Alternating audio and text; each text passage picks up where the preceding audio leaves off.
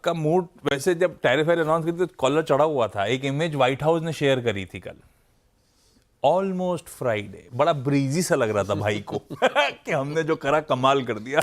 अब stock market की चाल देख के शायद थोड़ा बहुत लाइन पे आ रहे हैं। खैर, वीरू के पास चला जाए और समझा जाए अब ये सब जो है ग्लोब का निचोड़ और अपना डेटा किस तरह की तस्वीर प्रेजेंट कर रहा है, हमें अप्रोच क्या रखना है निफ्टी बैंक में। कल निफ्टी आपकी स्क्रीन पर है, कल था तो बुल्स का अपर हैंड, बड़ा दिन था और इंट्राडे में गजब की रिकवरी थी। निफ्टी बैंक बढ़िया स्टेज सेट कर रहा था, अपने ग्राउंड को फर्मली होल्ड कर रहा था। आज कई सारे बैंक्स और फाइनेंशियल्स के बड़े बड़े अपडेट्स पर हम रिएक्ट करने जा रहे होंगे। और एक और हाईलाइट है, इस हफ्ते मैंने रेंज दिखाई थी, इस हफ्ते की मार्केट ब्रेथ रखिएगा। निफ्टी इधर उधर घुमाओ, लार्ज कैप्स की कहानी कुछ और होगी, यह है ब्रॉडर मार्केट्स का परफॉर्मेंस। इवन वह ट्यूसडे के दिन जब तगड़ी पिटाई हुई थी, हर दिन एडवांसेस के गजब के फेवर में यह बाजार रहा है। यह हाईलाइट अब तक की रही है, पर यह हिस्ट्री है। आज का एक इंपॉर्टेंट सेशन खड़ा है, सामने खड़ा है, उसके बाद वीकेंड। वीरू, गुड मॉर्निंग भाई साहब, क्या अप्रोच रखा जाए, क्या लगता है निफ्टी बैंक की चाल? गुड मॉर्निंग आशीष। एक अमेजिंग जिसे कहते हैं ना रेजिलियंस इंडियन मार्केट्स ने कल दिखाई। नॉट एग्जैक्टली निफ्टी बैंक, तमाम stock futures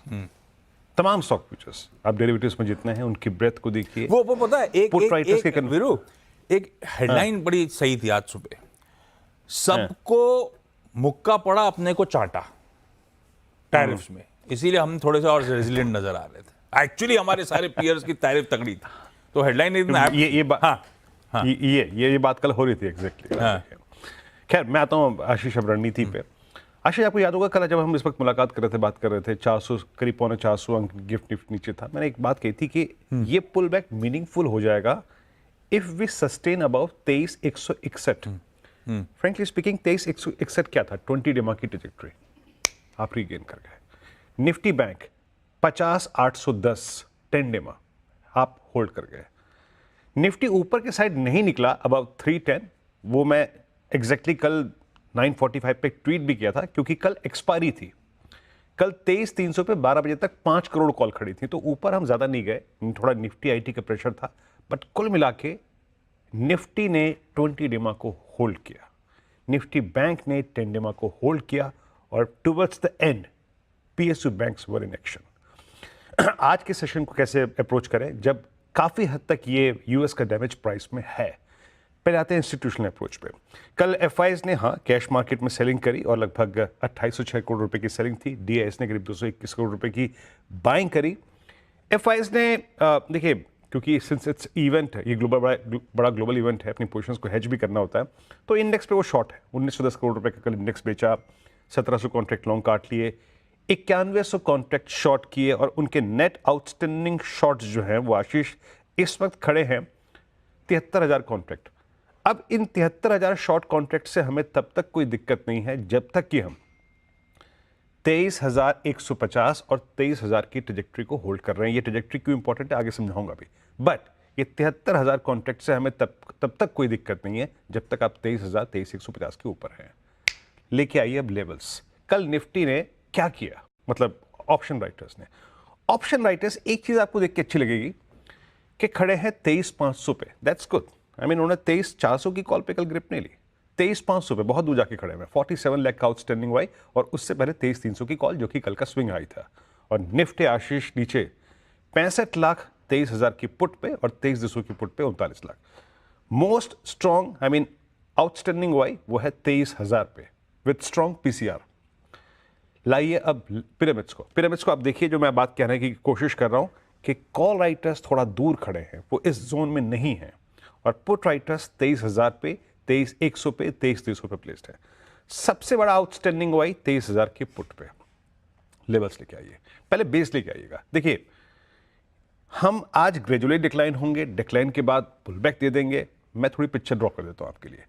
base 1 holds importance, ये बहुत क्रिटिकल बेस है, that's 20 and 50 day exponential moving average. अगर यहां बाजार टिक गया तो अच्छा है, अगर ये टूटा तो एक बार के लिए a slip towards 23037 looks possible, but ये स्ट्रक्चर तब तक कोलैप्स नहीं होगा जब तक 23,027 22,978 पॉसिबल है।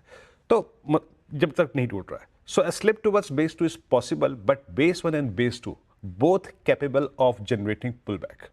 कहां तक? अगर होल्ड कर गए तो अब pullback towards RS1 क्या है, लेके आइएगा प्लीज.